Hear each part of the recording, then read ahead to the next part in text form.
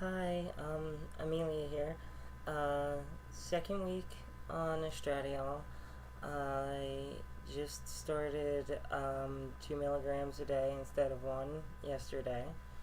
Um, I don't think I've noticed anything yet. Maybe my skin becoming a little softer.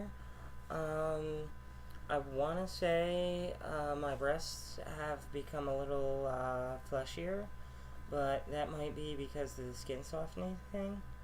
Um, I didn't think I was becoming more moody at first, but uh, sometimes work gets a little stressful, so I would say I have become more prone to moodiness, but it hasn't been a big issue. Um, Quitting smoking has really caused most of that, and it's it's really smart to quit smoking if you're going to do estrogen because it can raise the risk of heart disease and blood clot, among a few other things. Um, I'm I've got a second appointment with my doctors on in 2 weeks, I think, maybe 3 weeks, and then hopefully we can bump up my estradiol level. I'm hoping at 4 milligrams. They might want to do 3. I think I'd say the biggest, still the biggest effect so far has been my image issues. When I look at myself in the mirror, I see somebody who's more me. Um, and my body, definitely, I can't say that anything has really changed, but it seems so. On a psychological level, there is a big difference. Um, but yeah, there's the medical side of all this. Hopefully, in the next few weeks, I'm going to see a reduction in hair growth, which is really going to be a blessing because I tear up this face every day, twice a day. I need to shave half the time. Um, Body hair is a big problem. It's all over. It's a big problem. It's even on my shoulder blades in the back. I have to really work to get rid of the hair. Hopefully, eventually, I'll be able to afford laser hair removal, which is what I'm hoping for. And I'm really hoping that the estrogen helps out a little bit with the shaving and veeding and everything. Um, haven't tried waxing. I did last fall. I tried to wax my face, and that I'm lucky I didn't seriously injure myself. Like, I looked maimed for about a week. Looked a bit like a leper or something. Um, but yeah, that's that.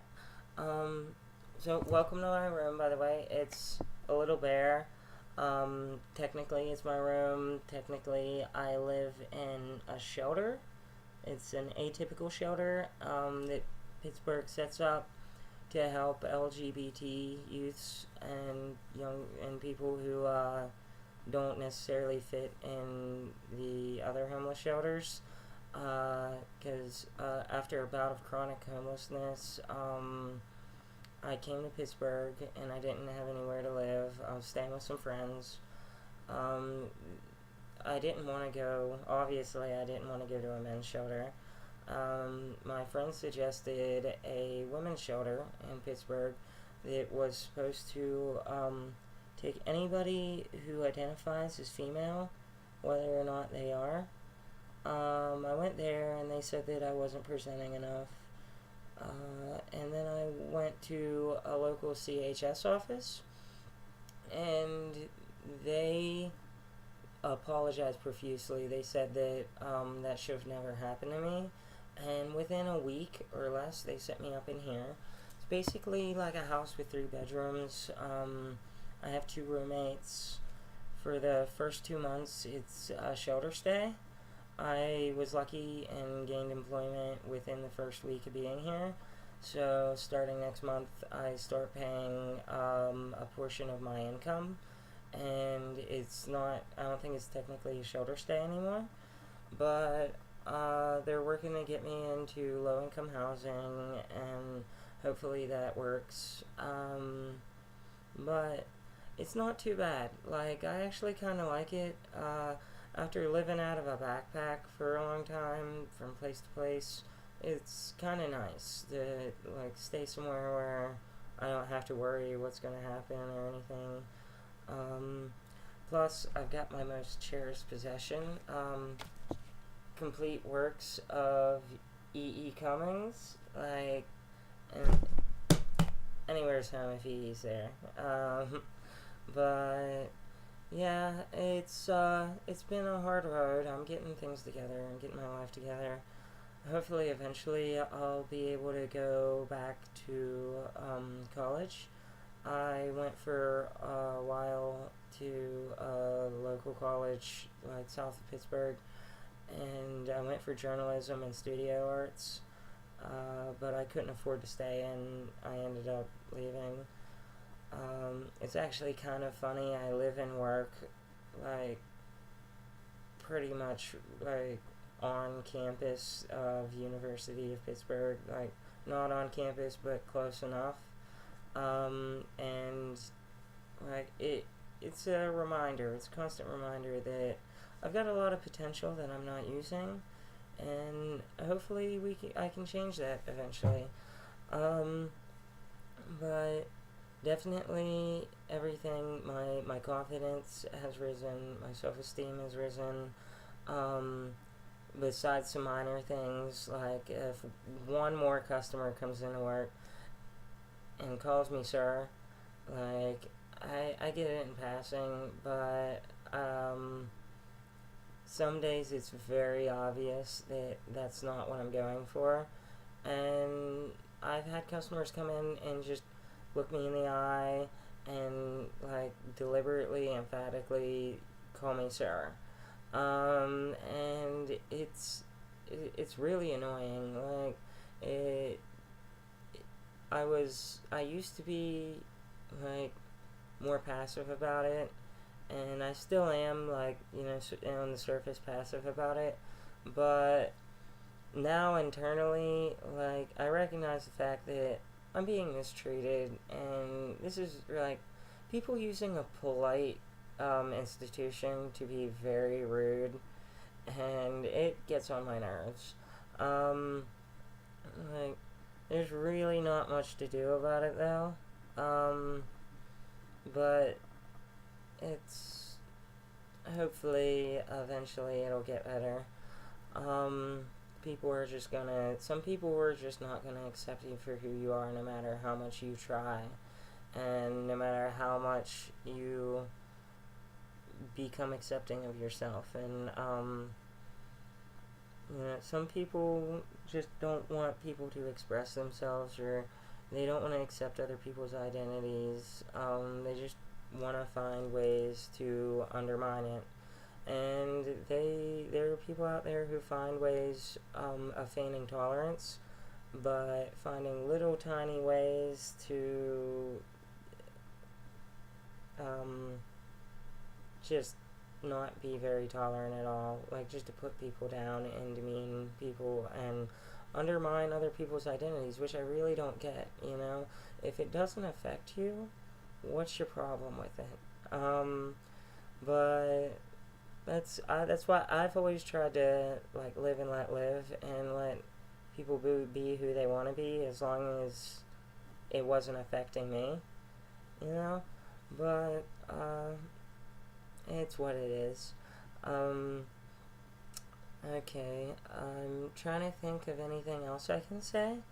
I just did a video 1 week ago, and it was all about how there wasn't much to say, and now I'm doing another one of those, but I guess it's more of a practice, because I watched that first video, and it was pretty much just 5 minutes of me going, but I think I've done a little bit better this time. And in the future, maybe I'll do even better. And I hope there are people out there who might see this and it might help them out a little bit. You know,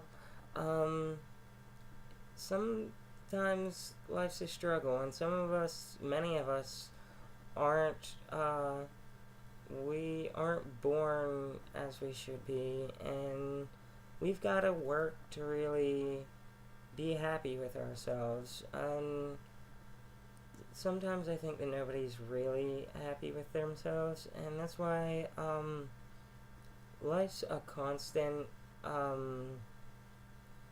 It's a constant struggle to better yourself and become happier with yourself. I know that people say you've got to be happy with yourself the way you are. You've got to love yourself, but I mean, part of that is recognizing that there are things about yourself you want to change and having the courage to do that. And that's why I feel like if you've got a dream, go for it. And if you want to do something about something to change yourself, do it, you know? Because life won't wait, you know? It's out there, you've got to grab it, you know? And you gotta do something to make yourself happy. It's hard enough out there. But anyway, I guess that's all I'm gonna say this time around. Again, if you have any questions or comments or things that you'd like to hear me address, my email is kindnepenthe@outlook.com. That's KINDE_NEPENTHE@outlook.com. I'll have that in the comments section or in the information section of the video. And if you want to donate to my trans fund on GoFundMe, which first and foremost, that's going to be used for laser hair removal. Further down the line, it'll be used for other things, always trans related. But if you have any interest in helping me out, if you want, I'll have the link to my GoFundMe in the information section of the video as well. So I guess for now, that's Amelia signing off. You all have a good day.